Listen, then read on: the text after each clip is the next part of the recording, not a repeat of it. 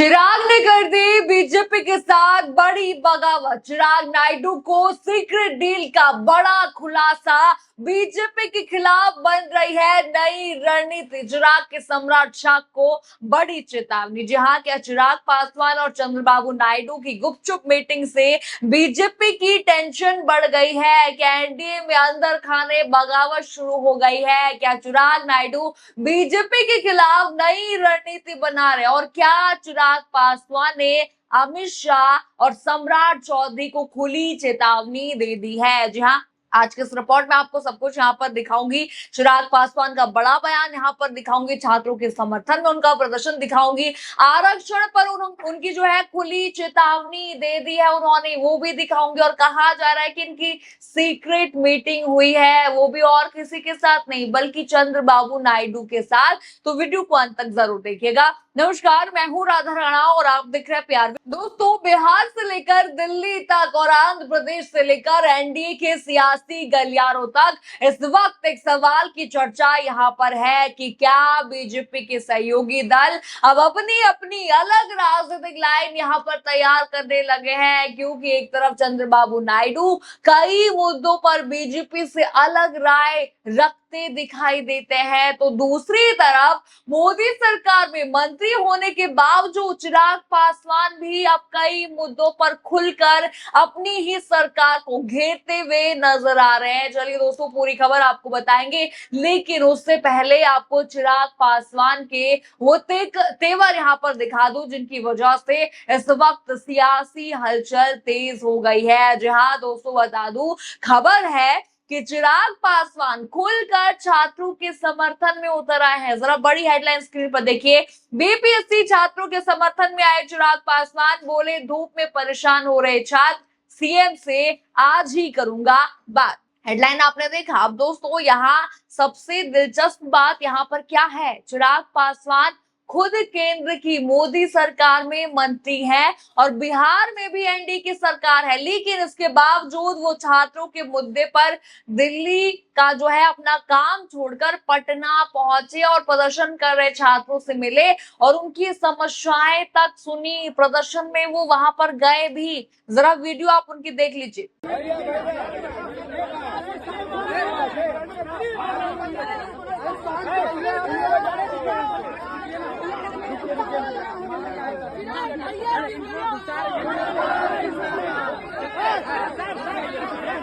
देखा आपने कैसे ग्राउंड लेवल पर वहां पर पहुंच गए। लेकिन चिराग यहीं नहीं रुके। पहले तो वो बिहार सीएम से मिले, सम्राट चौधरी से मिले, चिट्ठी बाकायदा उन्होंने लिखी सीएम को, दी भी, तस्वीर आप स्क्रीन पर देखिए।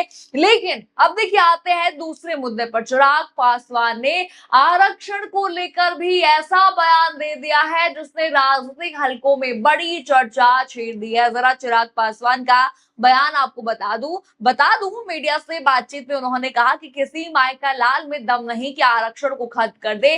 जब तक रामविलास पासवान का बेटा जिंदा है, आरक्षण की व्यवस्था को कमजोर या खत्म करने की किसी कोशिश को स्वीकार नहीं किया जाएगा, ये कह रहे हैं चिराग पासवान। देखा दोस्तों आपने। अब देखिए, यानी साफ तौर पर बीजेपी के लिए बड़ा झटका चिराग पासवान ने दे दिया है। अब दोस्तों, यहां से मामला और भी दिलचस्प हो जाता है, क्योंकि चिराग पासवान के ये तेवर ऐसे समय में सामने आ रहे हैं जब एनडीए के दूसरे सहयोगी जो दल हैं उनके साथ बीजेपी के रिश्तों को लेकर भी अलग अलग तरह की चर्चाएं चल रही है। खासतौर पर चंद्रबाबू नायडू को लेकर ऐसा कहा जा रहा है कि नायडू नाराज हैं बीजेपी से। जहां अब बात करेंगे यहाँ पर चंद्रबाबू नायडू की। आपको याद होगा दोस्तों, नायडू लगातार अपने राज्य आंध्र प्रदेश के हितों, निवेश, विकास और दक्षिणी राज्यों के मुद्दों को लेकर अपनी अलग अलग राय रखते हैं। वो बीजेपी के साथ जरूर यहाँ पर हैं, लेकिन इसका मतलब ये नहीं है कि हर मुद्दे पर उनकी राजनीतिक सोच बीजेपी से मिलती ही हो।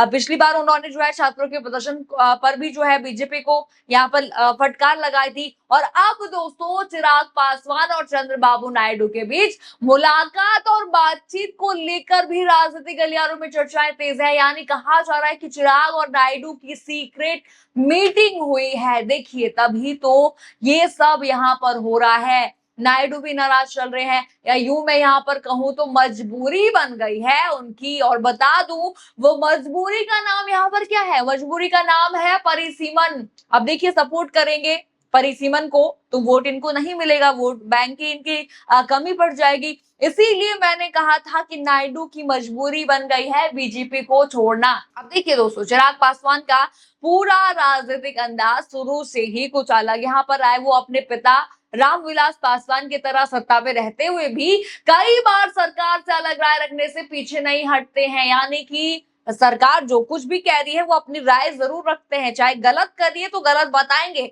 भरत तिवारी के परिवार से मुलाकात हो, चाहे छात्रों के समर्थन में सड़क पर उतरना हो, या फिर आरक्षण के मुद्दे पर जो है बेहद आक्रामक रुख अपनाना हो, चिराग पासवान बार बार ये संदेश देते यहाँ पर दिखाई दे रहे कि मैं एनडीए में हूं, लेकिन हर मुद्दे पर बीजेपी के साथ खड़ा होना यहाँ पर जरूरी नहीं है। इसीलिए वो दिख भी नहीं रहे हैं, साफ साफ गिना रहे हैं कि गलती है, सही कीजिए। और देखिए यहीं से बीजेपी के लिए खतरे की घंटी बज चुकी है। अब देखिए बीजेपी के लिए परेशानी एक नहीं है, अब खुद के सहयोगी ही नाराज उनसे चल रहे हैं। चंद्रबाबू नायडू का मैंने आपको यहाँ पर बताया। अब देखिए बिहार आते हैं। अब दोस्तों बिहार का मामला भी कम दिलचस्प यहाँ पर नहीं है।